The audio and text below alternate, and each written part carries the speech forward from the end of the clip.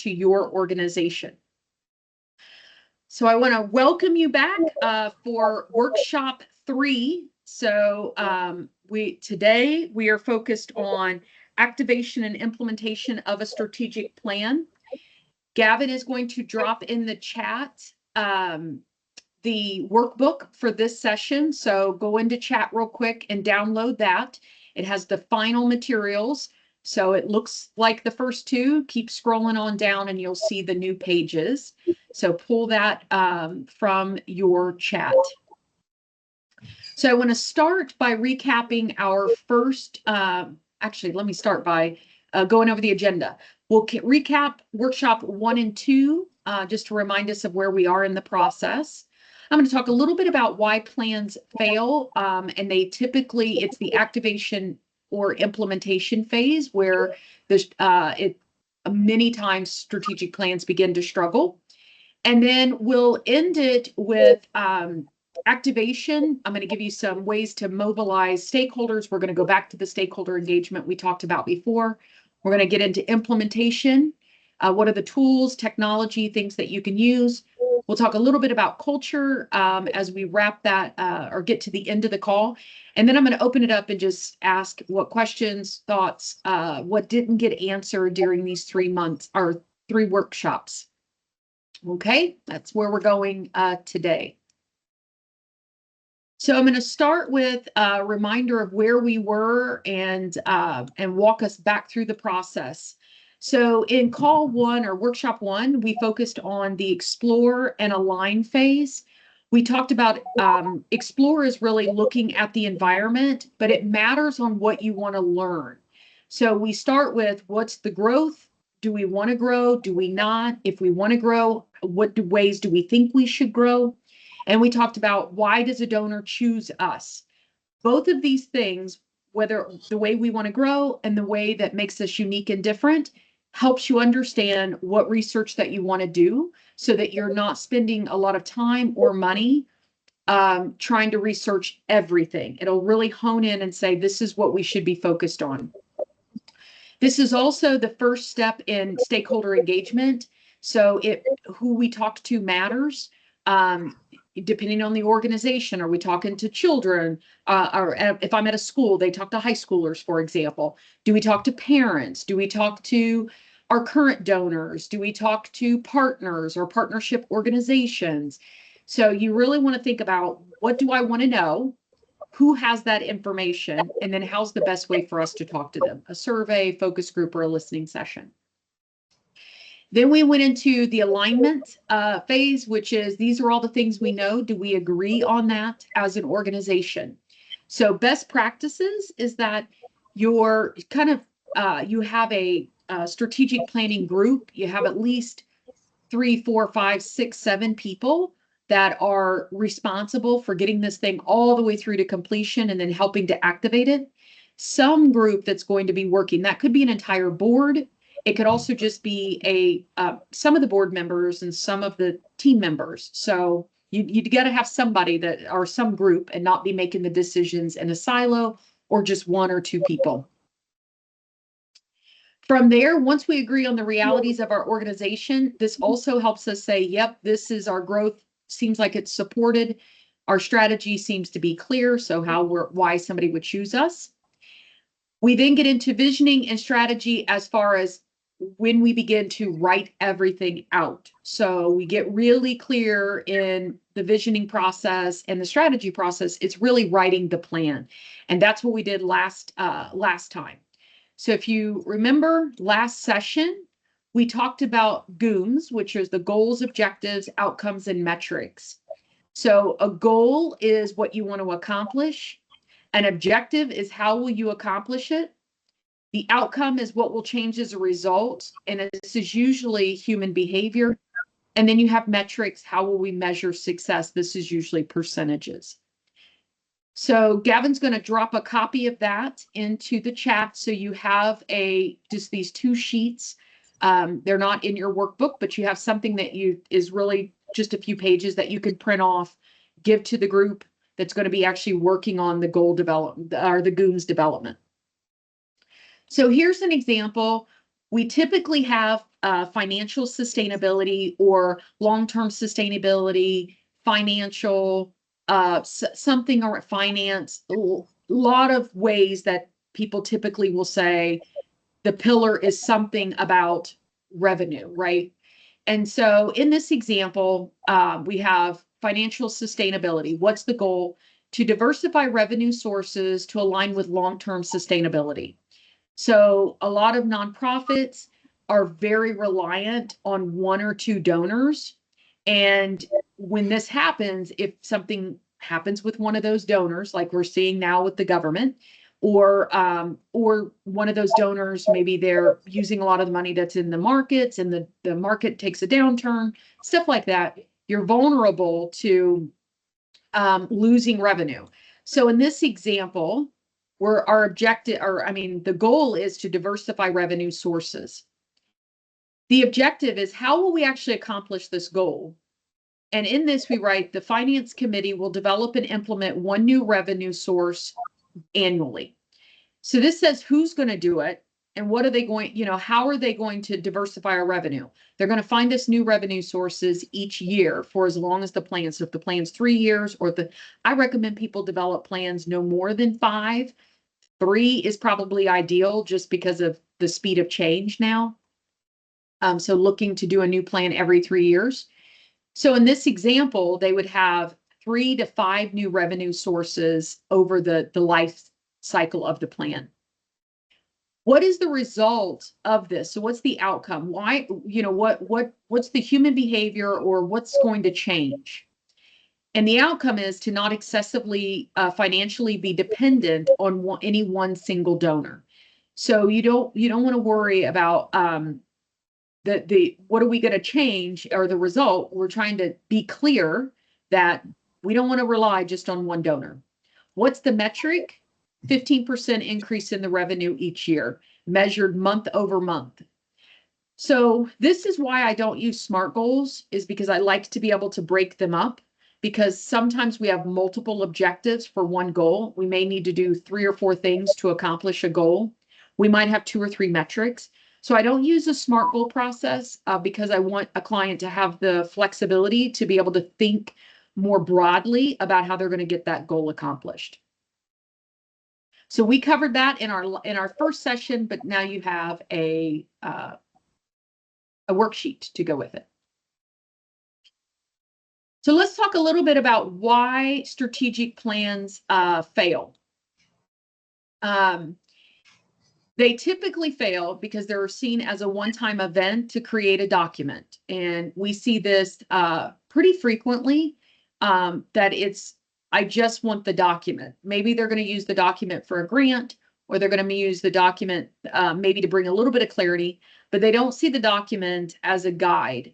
And so what we try to work on is changing the perception from it being a one-time event that you have a document at the end to actually you have clarity around who you are, what you do, why you do it, who you serve, why a donor would choose you, and what the work is actually going to be.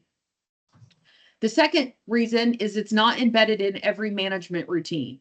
So the management routines don't change. The board meetings don't change.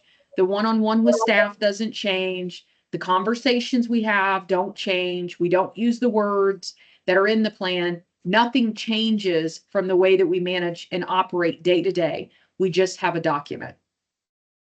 Another one is that there's lack of visual reminders. So the website doesn't change. There's nothing in social media. There's nothing that is a handout. There's just no visual reminders of the plan. There's no point person. So this, I would say, is probably I would probably put this at like number 1, is there's no point person that's actually saying, I own leading the work of this strategic plan. So we often talk about who owns this when it's done, who's going to be the person that continues to champion it. Because most of the time on our nonprofit clients, they don't have the funding for a lot of support in the culture and implementation. So most of them will we'll come back and visit them either every quarter or once or twice a year. but we don't get in the day-to-day tactical things. So having a point person locally is extremely important. It's not communicated with the stakeholders or the team members, so we did it, but we never talk about it again. And then inability to effectively manage change in the organization. Where sometimes organizations just struggle with change in general, how to manage that. So what do we do about it? All right. So let's start with activation. So activating a plan. The first thing about activation is it creates a sense of urgency. So have I want to ask if you Jerry or well Lucinda I don't know if Lucinda's done a plan yet, but Jerry, was there a sense of urgency on why you wanted to create your plan? We were a brand new organization, right? We'd been meeting as a coalition, but we had some funding. And so to really be able to show the whole group's input and then turn those into outcomes, we just needed to be reined in because it was herding cats. So how do we get reined into the specific things that we can impact? Because it's such a big topic. We can't, if we do a little bit of everything, we accomplish nothing. And so our goal was to really focus in on how do we pick the key things we want to focus on, make them happy, and then, or make them happen, and then show how they happened.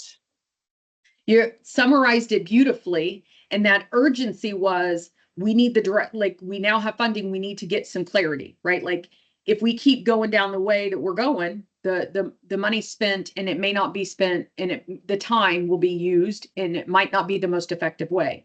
So you had a sense of urgency to create the plan. That same sense of urgency is what we want to cascade out. And it turns from, we don't ever go out with fear. We go out with excitement, right? Like now we have this clarity. We are going to do these great things. And we begin to share that with our stakeholders, community, donors, partner organizations. So we want to keep the sense of urgency, but we want to turn it to excitement. We want it to yes, this is urgent because some clients come to us because they're about to run out of funding. They are on the brink of closing and they need a plan. So there's their sense of urgency.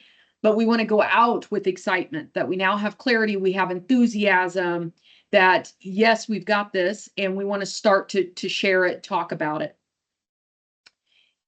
The other piece that an activation plan does is starts to outline the audience. And we started to have that conversation a little bit on the last session about stakeholders. We've talked about them quite a bit because it's important. We're going to pick up on that conversation here in a few minutes. So what does an implementation plan do? So an activation plan is just like you think. We're going to activate it. We're going to turn this thing on. We're going to get some excitement around it. We're going to talk about the plan. We're going to do some visuals, something like that. But implementation is actually doing the work. It's turning the vision or the excitement of the facilitated sessions into executable steps. It clarifies roles and responsibilities. So who is going to do what by when? It reduces the confusion of, I thought you were doing this. It increases accountability. Yep, you are responsible for this. Those kinds of things. You want that to be super clear on roles and responsibilities. It also aligns teams and resources. So think of teams in your world. That could be a committee. That could be the board itself. It could be outside partners that are part of a team that are working. So committee members that also include partner organizations. So think not just internal teams, but at the end of the day, you want to align them. So one really easy thing is whatever the pillars are aligns to the committees. I get a lot of organizations that will have like an executive committee and they have a finance committee and they have, a training committee. But those three things are not any of the pillars. The pillars are something different. We work with clients to take that and align those. So whatever the pillars are, if they're that critical, we need to make sure the committee's actually aligned, and that may require us to look at the bylaws. But you want some overlap. So if there's a marketing committee, for example, that's a classic marketing committee, but there's not a pillar that's named marketing, then we have to look at, should we change the pillars or do we change the committee? Which one? To me, it makes sense to change the committees to align with the pillars if those are going to be a long-term plan. Where the confusion is if you have multiple committees and they're not aligned to the pillars and the work overlaps. So I thought that group was doing it. No, I thought that group was doing it. So that alignment's really important. Improves internal communications by having an implementation plan or having some working document. Again, strengthens the accountability, but it also helps in decision making, which I think is super, super important. That we can say, this is what we do, and this is what we don't do. If it's not in this plan, we're not doing those things. We can't chase a grant and produce a program that we can't really sustain because it's outside of our mission, our vision, and it's outside the strategic plan. That's when we get scope creep. That's when you get you begin to build a bunch of infrastructure for a one-time grant, and it becomes super problematic. So the strategic plan should help, or the implementation plan should help in decision. And we don't have capacity because we could see everything, all the work that we're doing. We don't have capacity to take on other things. And it's where you could do measurable results. So you want to track certain metrics. Don't track everything. And we'll get into a little bit of be careful and don't end up with everything in the plan. So now so as we think about the activation, I want to go through the activation curve with you. And I believe this is in your workbook. I believe that there's a copy of this in the workbook. And this is I believe, worth taking notes. If we're internal, if I'm the one that's like responsible for the plan, I get sick of hearing about it because I think in my head that I hear it all the time. So everybody else does too. And that's kind of the curse of knowledge, or a confirmation, a cognitive bias that's happening. I think because I have to talk about it all the time, everybody else is on the same page. Everybody else is hearing it. And that's not reality, because once they're outside of the sphere, so think of it like, if it's me and one other person, I'm the executive director, and I have one person, the board president, and we're talking a lot about the plan. It feels like everybody else is hearing about it too. But the further out in that circle you go, the ripple effect, the less aware they are, the less it's on their radar, the less they talk about it because they have their own job. They have their other boards they're on. They just don't know. And so this time and degree of support helps you think about your stakeholders. Who are they and where are they in this continuum? For example, the first stage for everyone is to hear it, is awareness, understanding, and accepting of it. So this is over and over and over again. This is talking about it in one board meeting is going to do nothing, right? Awareness is keeping them up to date as you're going through the process. Awareness is, or understanding is inviting them into the stakeholder engagement piece at the very beginning. Accepting is they understand the plan and see what the changes are, and they accept those. This could lead a little bit of turmoil. You have to repeat that first phase of just hearing it over and over and over again to ad nauseum for the person that's actually managing the plan. But again, the further out in that ripple you go, a board member that's not on the executive committee that has, just arrived on the board 6 months ago has no clue. They truly have no clue as to what's happening. The next level up, the next level is learning. It's acquiring, applying, and internalizing. So applying this and acquiring and applying, think of it like if I'm a committee member, it's that matchup again. So if one of the pillars is, I'm going to make something up, awareness, raise awareness of our organization. Maybe the marketing committee becomes the awareness committee. And if I'm in it, I'm absorbing that work. If I'm the chair of the marketing committee, now it becomes the awareness committee. I'm going to apply the learnings that I'm going to take the plan, readjust what our little group works on that matches what the plan's doing. So that's that applying and internalizing it. That leads us to integrating. That leads us to the next step, integrating it. We took the plan, we're taking our committees, we're aligning it. I'm starting to actually do the work. Then it becomes business as usual because we've got this plan for 5 years. We're talking about it regularly at board meetings, and I'll talk a little bit about that. And then the into the future, and eventually you're cycled back around again because it's time for a new plan. So I'm going to pause there and ask what questions you have on this chart, the activation curve, and where people fall in that. Any questions, thoughts, concerns? I think one of the struggles we've run into is we had a lot of buy-in to create the plan, but then our organization has just a few paid individuals, and then it's mostly a volunteer coalition, and trying to own some of the execution of it, like trying to get others to own that execution rather than just to say, we need this, and then look at us to do it. We know our organization is grant funded and may not be around long term. And so we want to have each of the members of the coalition owning the outcomes as well, so that those outcomes can actually continue beyond the potential life of the organization. That I do not believe you're alone in that predicament. One thing to do is to come back as a group and open back up that plan and say, who are the owners? And it can't be us, right? And that's the hard part, is it saying, but being frank, it can't be us. And the reason it can't be us is we may not be here. Now we can, whatever your role is, right? Like how you're going to support them, or, whatever support or engagement that you can offer within your role.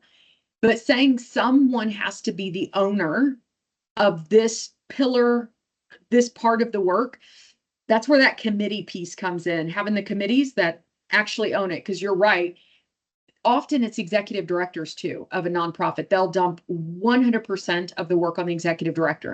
And we have to reframe that conversation to say, who makes sense to own this? What group of people, and then a person, and it can't be me, right? Like it can't be, I am ultimately responsible for every single pillar, every single goal. It's not realistic. So resetting that, and then the hard part, to sit in silence until somebody speaks. Because somebody will eventually say, okay, that makes sense for us to own it. Okay, walk me through what that looks like. Take me out 4 steps. What does it look like? But to put it all on the staff, no bueno. It just won't work unless you're a very large staff. What if nobody says anything after you sit there? You wait it out, and then you come back and you say, talk to me a little bit about the silence. Help me understand why we're silent. Talk to me a little bit about the fear. But whatever you do, you don't say, well, I guess I'll take it on. You don't do that. You wait out the silence. You uncover what it is that's holding them back. I'm honest with people. We had a lot of momentum. We're super excited at the beginning. It's impossible for me to own all of this. So, but if they're silent and they don't say anything, you ask, tell me about the silence. What are we afraid of? And then, is it too much? Can we cut this? If they say it's too much, okay, let's cut it down. But don't say, I'll take it on, because that sets a precedent, and pulling that back is very difficult to do. Very difficult. Once they think you own it, it's an uphill battle to get another group to own it. It really is. Okay, so this goes back to inactivation. This is where in the beginning of the process, you can lay out who are the stakeholders. You put them into high interest, high influence to low interest, low influence. This starts to tell you about who do we communicate with, what are we going to say to them, when or how often, the frequency, and then how do we want to communicate. So this should not be a ton of groups, right? Like this isn't 30 groups of people. You're trying to say our parent, for you all might be parents are one group, You might have legislators as another group. You could have partnership organizations as another group. But basically, you're trying to again go back and say, what's their level of interest? How much should they know? And you want to put that on. And I think I actually put you a little chart inside that workbook to give you some space to think about it. But what's that group? What do they need to know based on your stakeholder interest and influence? And what's the best method? All right, so I want to give you some examples, and then we're going to talk about technology. All right, so in this one, in the Hear It, this is externally focused. We're doing maybe social media. If you have a newsletter, one-page visuals, changing the agenda for the board meeting. Internally, it's emails, it's lots of visuals, it's the meeting agendas that are happening, maybe one-on-ones. So hearing it is just not a ton of information. It's starting at the lighter level. Believing it is when it goes a little deeper. This is depending on the strategic plan. Job aids on how they're going to do it, or performance reviews, or training. If something's in that plan that we've never done before, we might have to get some training on it. Tools to monitor the process, and we'll talk about tools when we get to implementation. Living it is being part of the brand. It's what's expected at the organization. So this is how we do things around here, is work within the plan. Internally, we use it as an onboarding tool.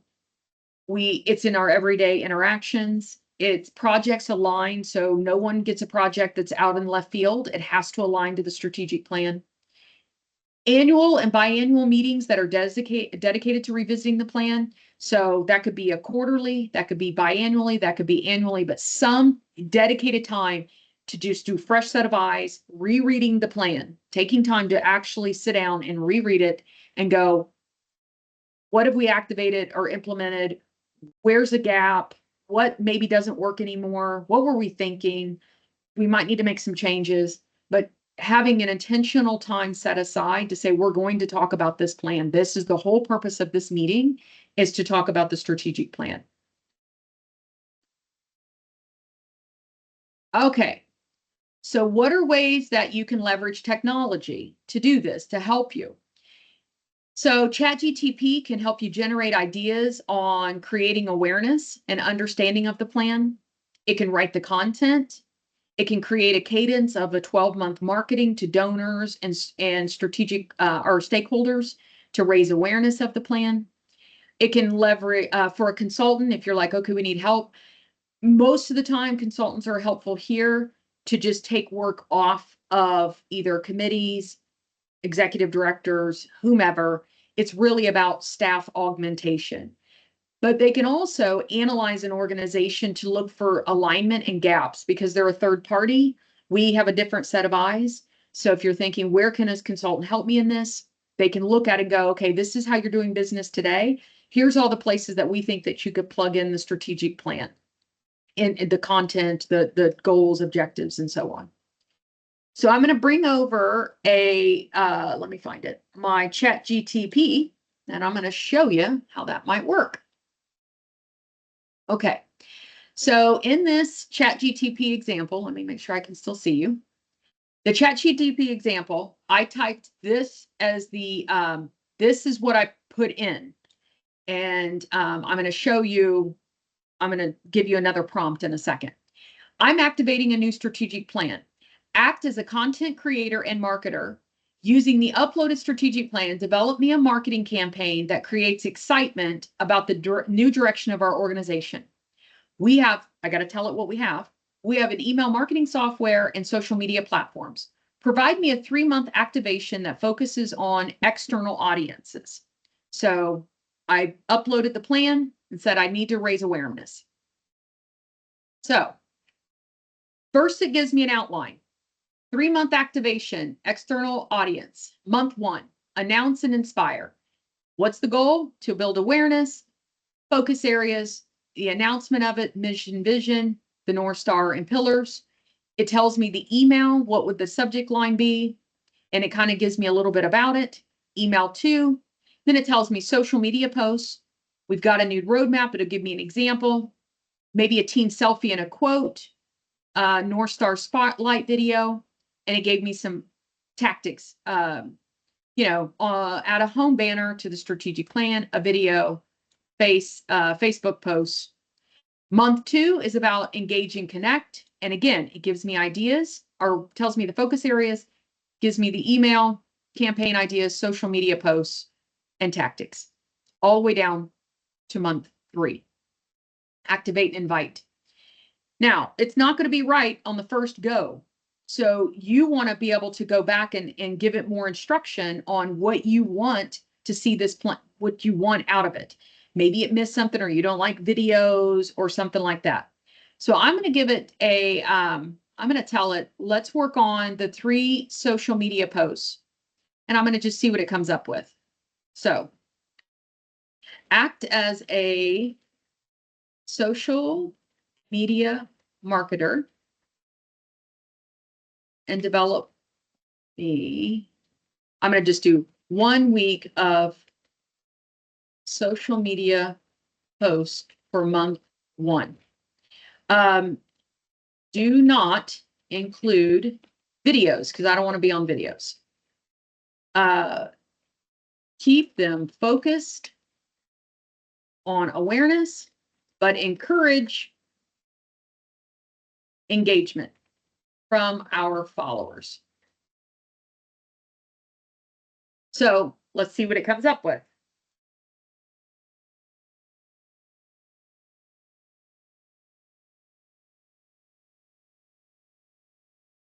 Gives me my image suggestion. So maybe a thumbnail image of the strategic plan itself. The post, we turned the page, an exciting new chapter. And it's, our 2025 to 2029 plan is here and it's all about you. And it gives some details. It even make a recommendation on hashtags. So, and this can go back and forth for a while. Try to keep them, when you think about how to best work with this, chunk it down. Like, don't have it do all of the email, all the Facebook, test it, let it give you a few responses, and then go back and forth. Don't have it, quality wanes. I'll just say it that way. If you give it too much in one prompt. So just break it down into small chunks. But when you use technology this way, it makes it a whole lot easier to think through how are we going to activate and generate some awareness. So what'd you think of that exercise? Thoughts? Think it's something you can do? Still a little scary? Technology is always scary for me. But it's interesting. Yeah. It can make it easier. It really can. Lucinda, I have my mother in her mid 70s. I think she crosses 75 this year.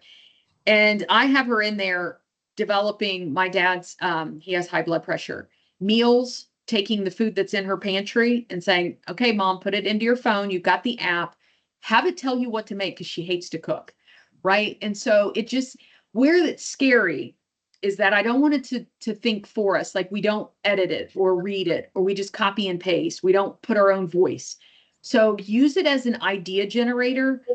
And that's what I tell my mom too with the menus. Like, hey, it tells you to eat Brussels sprouts. Now you know to tell it you don't like Brussels sprouts, but just change it to green beans, right? But it'll give you some ideas. And that's what you want is, if I wanted to share this plan, I need some ideas on how to do that, and just let it generate some of the ideas. But it can also help with grant writing. That's another great way to do that, is you can upload the strategic plan and the grant, and say, draft this response to the grant, ask me any questions that you need, let it do that. I have a consultant friend of mine that does grant writing. She just landed her clients a $2 million grant with the help of, 1, she's very experienced, but 2, working with ChatGPT to help her catch all the things that she might have missed. So it's pretty robust. That is so interesting. It's interesting, and I guess because it's like anything new for me, I'm afraid I'm going to screw up majorly. Yep. That's the issue for me. I did use it because I'm like, I really don't want to use it. But what I did, I was like, okay, let me just try it. I wrote something. Yeah. And I have Copilot, AI Copilot. Yeah, Microsoft. Copilot works too. Yeah, Copilot's a, And it's like, oh, well, that sounds better, but there's something missing. So something from what I originally wrote, I inserted in there and it flowed. Yep. So yeah. that was it. That's you, and it's refining you, right? Like it's not replacing you, it's refining you. And I'm fearful of it as a writer, as somebody that, as a hobby, I enjoy writing. I put a lot of stuff out on LinkedIn and I always say no chat GTP here. Like I really wrote those words and it matters to me to express how I'm feeling in my own words. Other times I use chat GTP depending on what it is. I have it edit some things for me within work. But I don't lose, like, there's other things I'm super protective of, like activities that I do for clients. Those are my intellectual property. I don't want them out there. So Right. I just use it the way that works for me. Jerry, have you had any Is there experience? is there any concern with, like, I like to upload things and tell it to summarize or to give it to me in smaller chunks. Mhm. Is there any concern that that then becomes public domain, that then other people have access to it, can use it, or can take credit for it? There has been some, and maybe Gavin's got even more insight on this just from, he's in college and they're having these conversations too, just with informatics. So he might have more to say on it.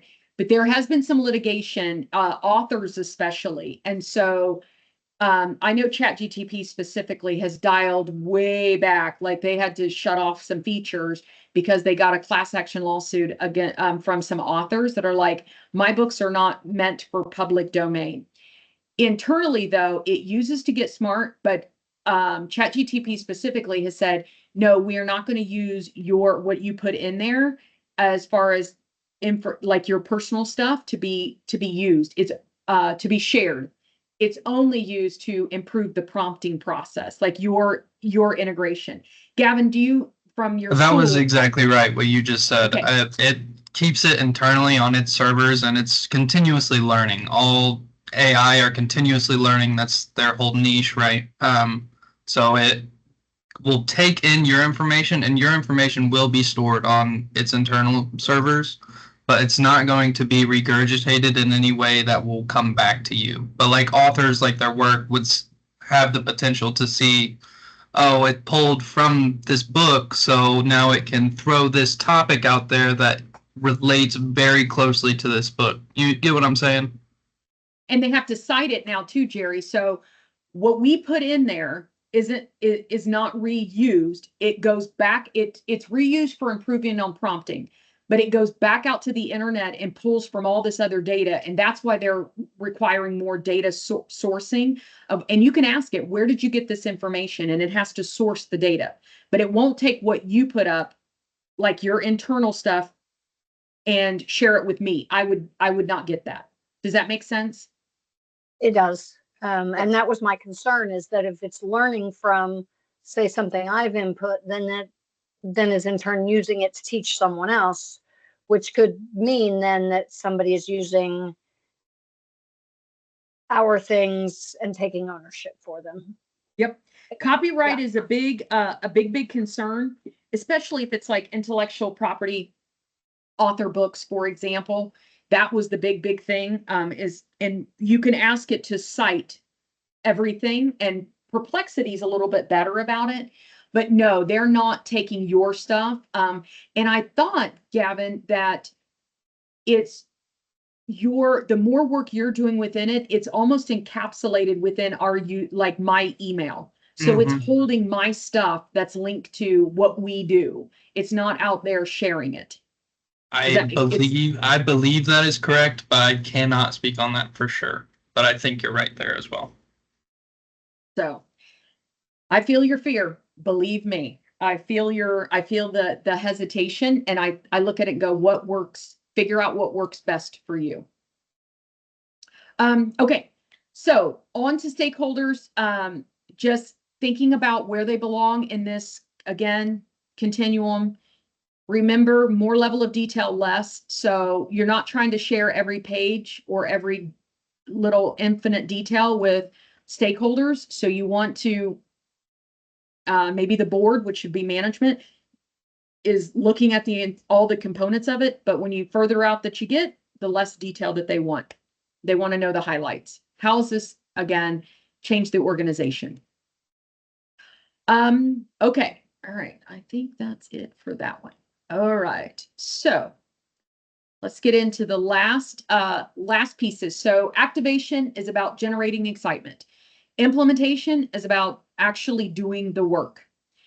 So in this, we have a change model that we use that took me a couple of years. I finally finished it last year, about a process that we now use with clients. And that's an assessment, activate, and align within a change model, within making change in an organization. So the first process is to assess where are we as far as how we manage our projects today? What are the components of the strategic plan that we're already doing? That's important to know.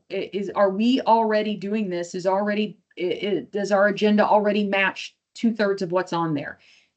Think about how are we working today, and what is the ways that we need to work tomorrow. And we have some free tools out on our strategize.com website. There's some change tools out there that you can download for free. The next step is to activate. So now that we understand what are the things that we need to, where are the gaps, we begin to start doing the work, start communicating it, start generating the activities.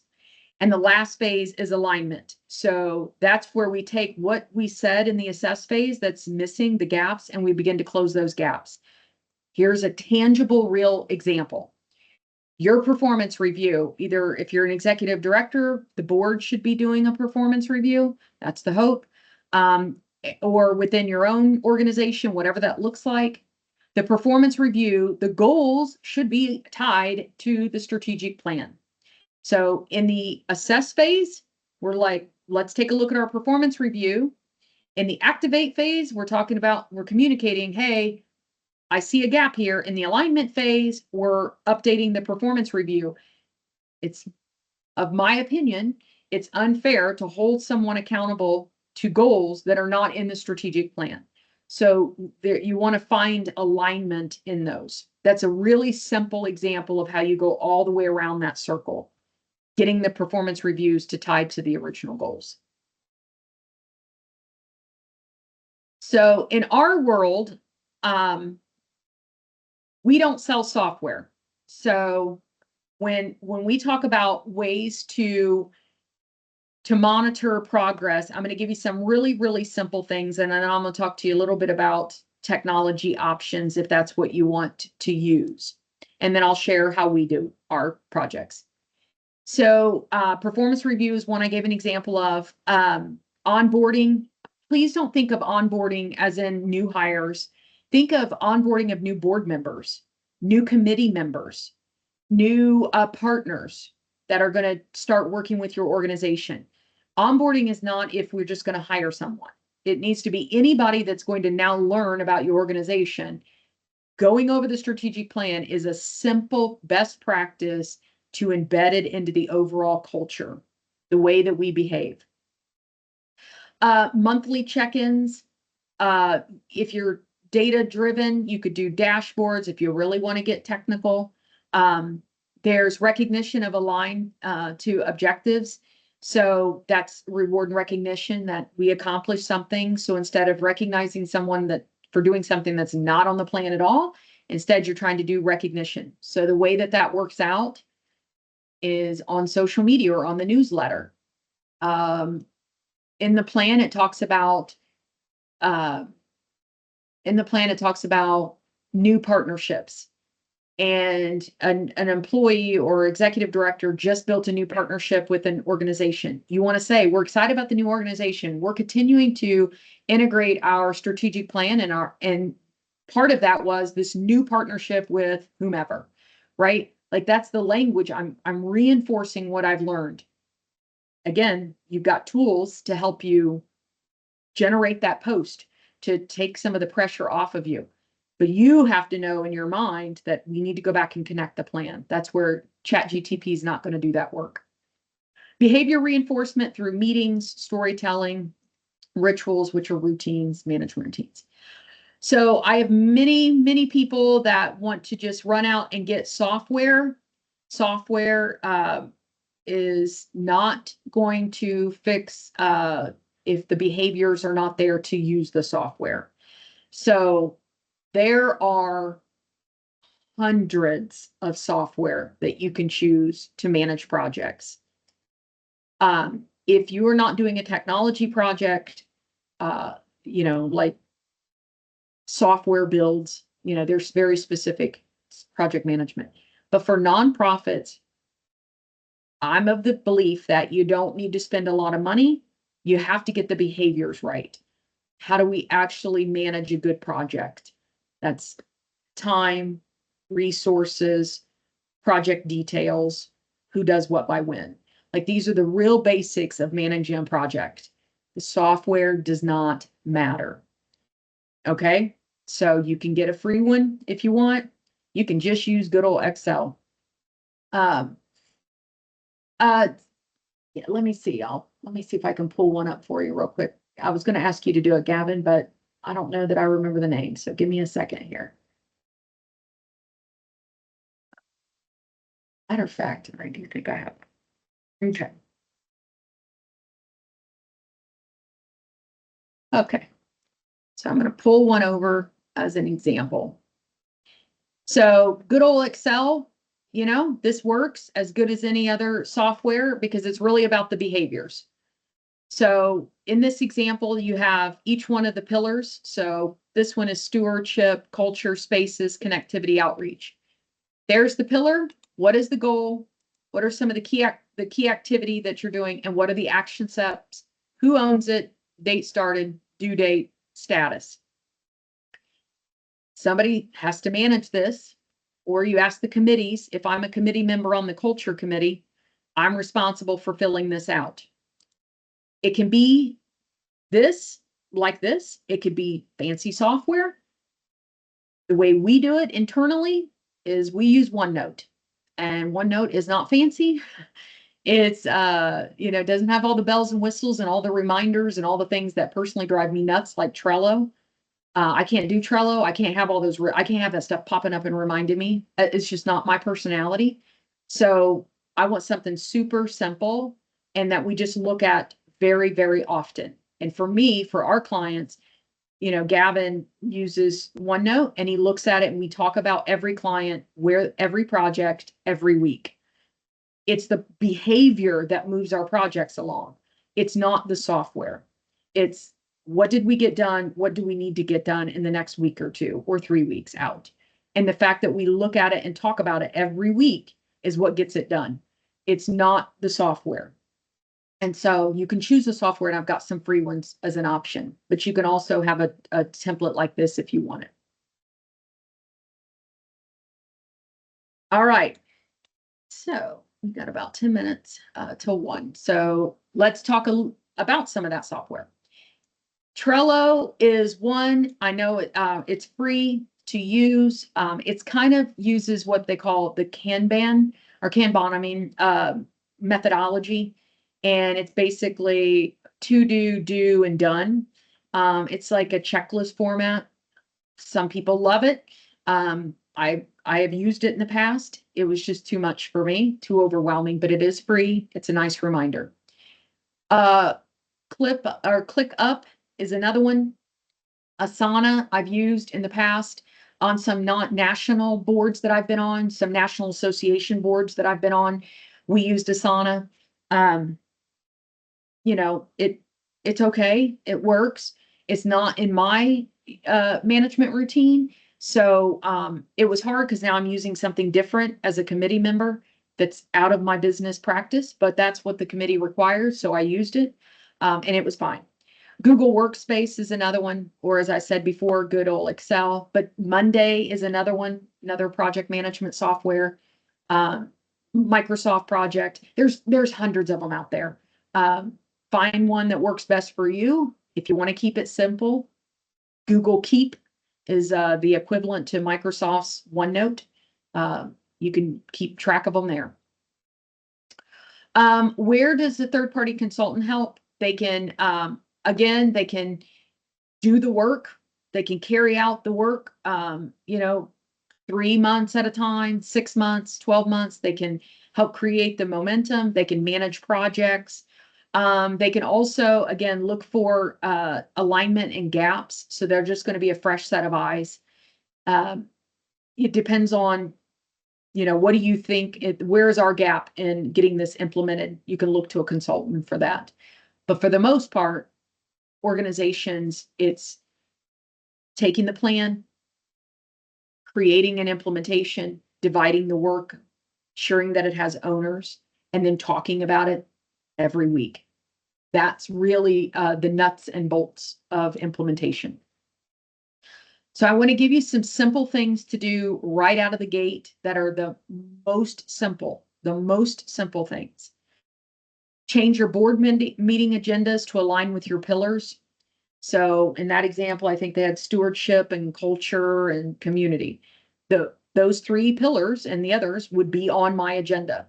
And as a board member, or if I was the executive director, I would touch on each one of those at every single board meeting. This is where committee, where do you stand on culture? Committee, where do you stand on community relationships? Whatever. If you're working with committees, the agenda, if the committee has one pillar, their agenda is not going to have all the pillars. It's going to have the key activities, the outcomes, objectives. It would be the goals and objectives that they're going to align their agenda to. Again, it's very visual and it keeps people focused. Every board meeting, we're hitting those same things. Visual representation. So one client, we did a really pretty map of their strategic plan as a 1-pager, and it became we laminated it and it was printed on 11 by 14. So it was big. And we used it as a placemat for every board meeting. Every board meeting, we began with looking at the placemat and reminding ourselves, this is our vision, our mission, our North Star, and these are the things that are most important to us. It was very visual, lots of colors. It was branded for them, beautiful. And that's how they started every single board meeting. It was like the first step to activating it. Match the committees to the pillars. We talked about that. The committees then align their work to the strategic plan, goals, objectives, outcomes, and metrics. And then another super simple thing is just have quarterly, biannually, annually, something. I would encourage at least biannually, a strategic planning meetings with the board and really just dedicate no less than 2 hours to just discussing it, reviewing it, monitoring progress. The agenda is about that plan, fresh set of obstacles, things that we're struggling with. Fresh set of eyes is going to maybe generate some change to the plan, but at least people know that it's serious, that we're actually going to talk about it and do something with it. All right. So in your, let me see, I think that brings us to the end of the last session about activation implementation. So I want to open it up and ask, what are your questions, thoughts, concerns?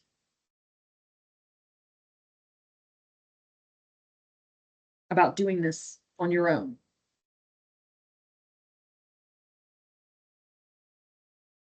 Thoughts, concerns? Feel good? I like it. Assume it gets easier with time, but it's never easy the first couple of times. No, it's not. And I spent the last several years of my corporate life, I was I was responsible for implementation. That's all I did was manage about 22 projects. So my life was project management, taking the strategic plan, leading that, helping discuss that work. But my responsibility, so the business led that. My responsibility was to implement it. And so it is hard. It's not to be underestimated, but there are little things that you can do, just small things to get some momentum behind, bringing it up, dedicating a meeting to it. Those are like just the starters to getting the work going. Leveraging the technology that's available to you. Yeah. But it's hard. I did it for many years. It's hard. What other thoughts, questions? I appreciate your time Okay.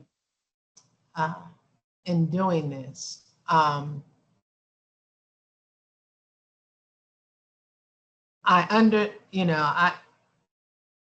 understood strategic planning somewhat, but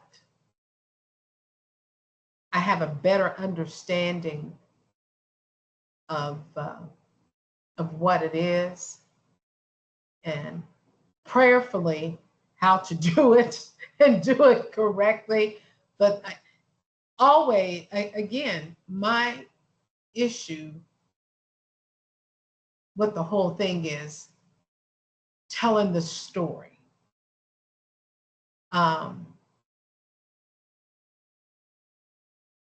And I think I have a better understanding.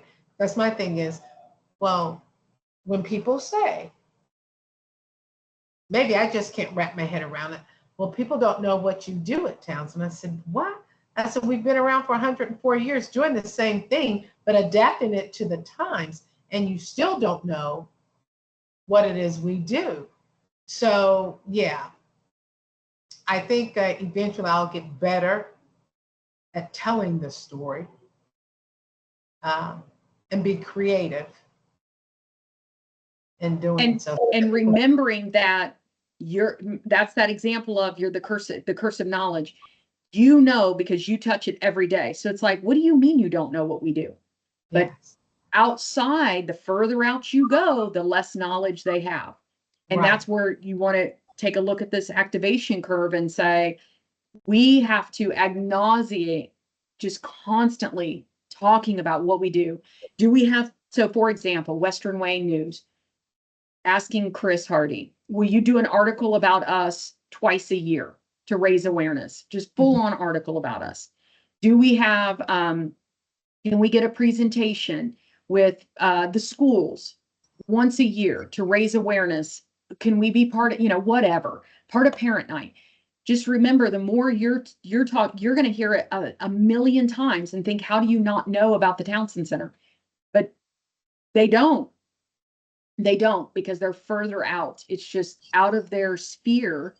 And so you're looking at where are they on this continuum, and your goal is to move them up. If I'm a parent and I want my child to participate, you want to take me from awareness to integrating it in my life where I become a lifelong supporter of Townsend, right? Like that's your goal, is to move them up that ladder. And you got to recognize that you got to keep saying it over and over and over again, and know that you've got the knowledge that they don't have, because they're outside of the bubble. Makes sense. Yeah, and it's not any less frustrating though. It's No, but it makes sense. Yeah, because I teach at Test and Dennis mentorship and leadership. Mm. And the people that were there was their incoming fourth graders that would be incoming fifth graders. So I was at Test, and people were like, they were asking, and I was telling them what we do during the academic year, but I was also sharing with them about the summer academy that we had. And they were like, I didn't know that. Oh, okay, yeah. And they were like, well, where do I sign up? you know, so yeah. I Just keep saw it. talking about it because you get, you know, they're competing. You're competing with TikTok. You're competing with Instagram. You're competing with Yeah. Facebook. You're competing with their day-to-day life, their job, everything. Yeah. All right. Anything else that you want to ask before we give you gift back of time? I'm Okay. good. You have all the tools I think that you need. If you have any other questions, let me know. Otherwise, I thank you for participating and coming each week for the last 3 weeks. And I'm excited to see what you do with it. And by all means, if you have questions, let me know. Thank right. you so very You much. are very so much, welcome. Lorelei. Thank Thank you. I'll talk to y'all later. Talk to you later.